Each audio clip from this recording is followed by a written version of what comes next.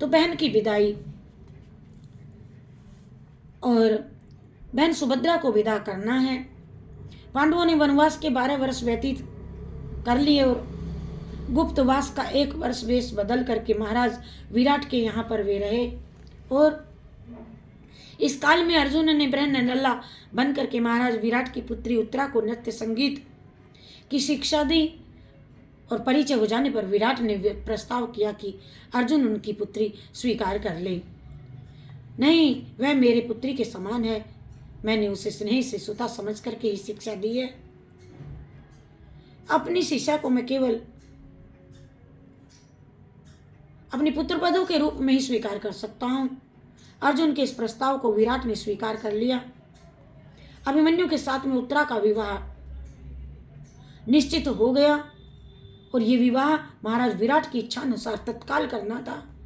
अतः बहन सुभद्रा को अभिमन्यु के साथ विदा करना आवश्यक हो गया और कौरवों के साथ युद्ध अनिवार्य ही लगता था। विराट जैसे नरेश को संबंधी बना लेने में पांडवों का सब प्रकार से लाभ था। इस समय युधिष्ठिर को भाइयों के साथ कोई सम्मान पूर्ण स्थान युद्ध की तैयारी की सुविधा भी आवश्यकता थी। युद्ध के पश्चात क्या होगा क्या नहीं होगा कोई कैसे निश्चित कर सकता है। क्षत्रिय कन्या का जब वाग्दान हो चुका, उसका विवाह युद्ध के समाप्त पश्चात टाला नहीं जा सकता था, क्योंकि अब दूसरे का वरण तो वह किसी भी अवस्था में न करेगी। धर्मराज युधिष्ठिर का प्रस्ताव उचित था कि बिना धूमधाम के अभिमन्यु का विवाह कर दिया जाए, और क्योंकि इस समय पूरा ध्यान पूरी शक्ति भावी संग्राम के लिए संचित करने में लगानी है। संदेश आया और द्वारिका में सुभद्रा को विदा करने की तैयारी प्रारंभ हो गई। बहन को विराट नगर भेजना था। अरे क्योंकि अभी तो उसका अपना घर कहीं था ही नहीं। उसके पति को अपने शौर्य से अपना राज्य अपना निवास प्राप्त करना था। अद्भुत परिस्थितियां थी। बहन को विदा करना था। भागी ने विवाह करने जा रहा था, किंतु उनके साथ उपहार सामग्री बहुत अधिक भेजने का कोई अर्थ नहीं था। इस समय पांडवों को सब सहायता उपेक्षित थी।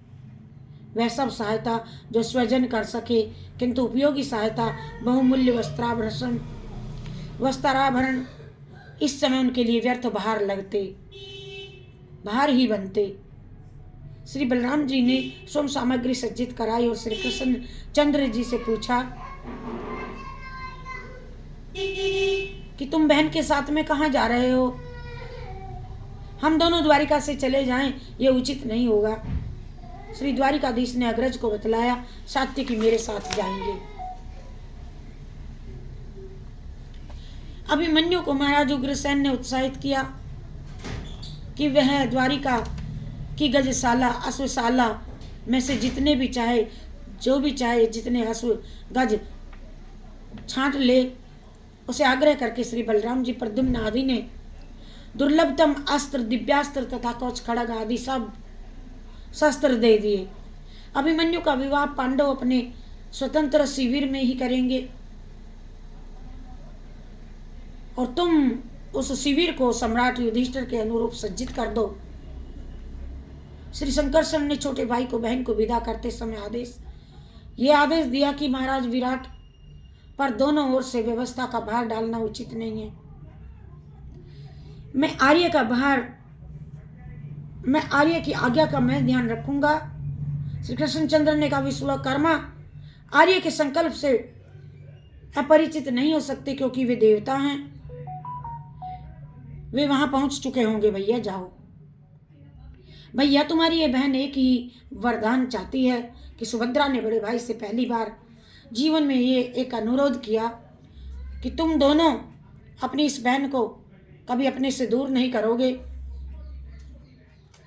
दूर मत करना, मैं सदा तुम्हारे समीप में रहूंगी। श्री कृष्णचंद्र की ओर देखते हुए श्री बलराम जी ने स्वीकार कर लिया। कलयुग में दारू विग्रह की जगन्नाथ के साथ बहन के बने रहने की ये भूमिका बन गई। माता रोहिणी, देवकी जी, श्री कृष्णचंद्र जी सब की सब महारानियां, श्री रेवती जी और प्रद्युम्न आदि की पत्नियां, सबकी अत्यंत प्रिय सुभद्रा, उनका स्नेहभाजन अभिमन्यु। बहुत ही दुखद होता है स्वजनों से भी युक्त होना, किंतु सुभद्रा पति के समीप जा रही थी। अभिमन्यु विवाह के लिए विदा किया जा रहा था। हर्ष और विषाद का अद्भुत मिलन था। सभी के हृदयों में यादव कुमारों का मिलन उत्साह, ये यहाँ कोई वर्णन नहीं किया जा सकता। अरे बहन, मैं आज तुझे द्वारिका से बिना ठिकाना दिए पहुंचाने चला जा रहा हूं। श्री कृष्णचंद्र ने सबके सम्मुख कहा, किंतु तुझे हस्तिनापुर के राज सदन में प्रतिष्ठित करने का वचन भी देता हूं। भैया ना, मेरा मंगल तुम्हारे हाथों में सदा सुरक्षित है। सुभद्रा ने यह विश्वास कभी नहीं खोया था भाई के साथ में। बहन ने भाई के सम्मुख मस्तक झुका लिया और सुभद्रा और अभिमन्यु को श्री कृष्णचंद्र ने अपने रथ में बिठाया। सात्विकी ने सुरक्षा के लिए साथ चलने वाली सेना का नायक तत्व स्वयं ले लिया और उत्तम मुहूर्त में स्वस्ति पाठ, शंख आदि, शंख नाद, वाद्य ध्वनि, मंगल गान के तमुल स्वर के साथ में बहन सुभद्रा की विदाई हुई और उसे लेकर के द्वारिकाधीश के गरुड़ ध्वज रथ ने विराट नगर की ओर प्रस्थान किया। दूर तक बलराम, प्रद्युम्न आदि पहुंचा करके